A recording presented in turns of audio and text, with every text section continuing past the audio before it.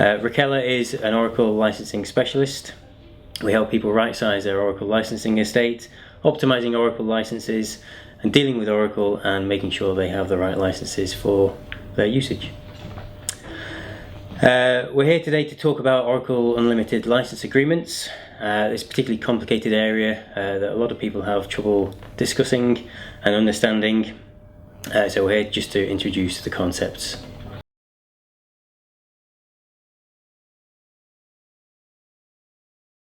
Okay, so an Oracle Unlimited License Agreement, ULA, is an allowance to use as much Oracle software within a certain list that's defined as you like. That is set over a defined period, a number of years. Typically 3 years is the deployment that we see. That can vary from 2 years to 4 years. At the end of the 4-year or 3-year period, that usage has to crystallize and is turned from an unlimited license right to deploy the software into a set of perpetual licenses that matches your usage.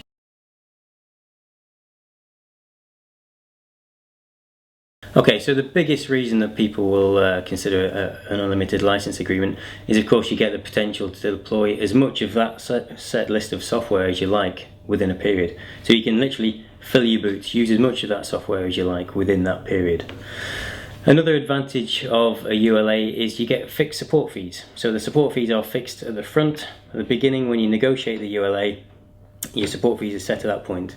At the end of the ULA, regardless of what your usage is during that time, your support fees do not change. They're always set at the beginning. And the other potential reason that someone might consider one is to simplify acquisition of license during major programs. So if they know they're going to deploy a huge amount of license over a certain period, with a ULA they can deploy as much as they want without incurring extra license fees.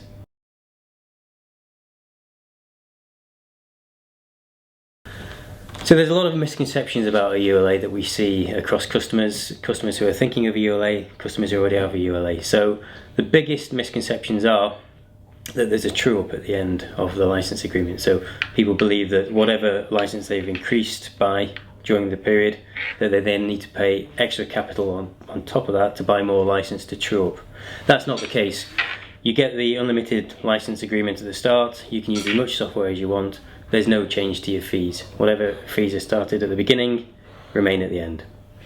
The next misconception is that you can deploy any Oracle product. It's simply not the case.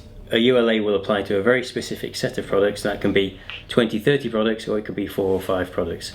So people need to understand it's not an unlimited license agreement for all Oracle software. It's very specifically set.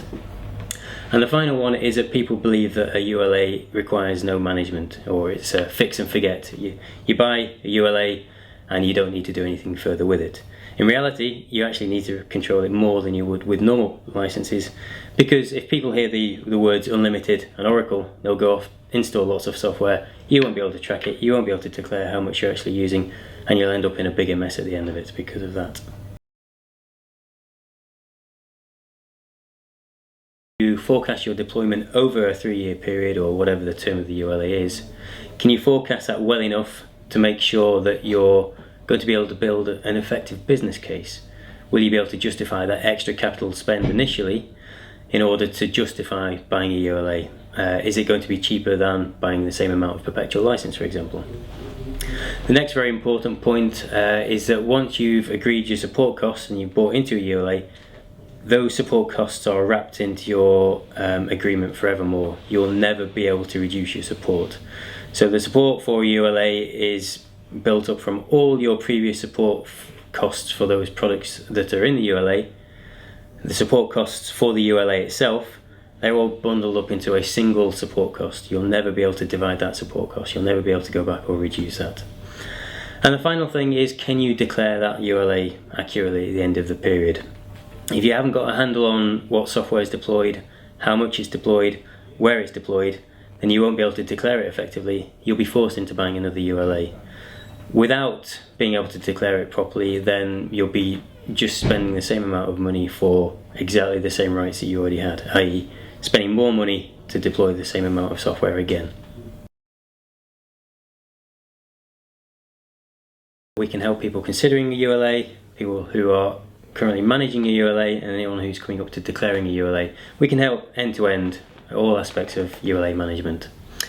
For further information, people should go to our website, www.raquella.com. We also have a blog that's linked from there, or you can email me on ulahelp@raquella.com. I'm Paul Bullen. I've enjoyed speaking to you. Tune in next time for my next blog, and I look forward to hearing from you in the meantime.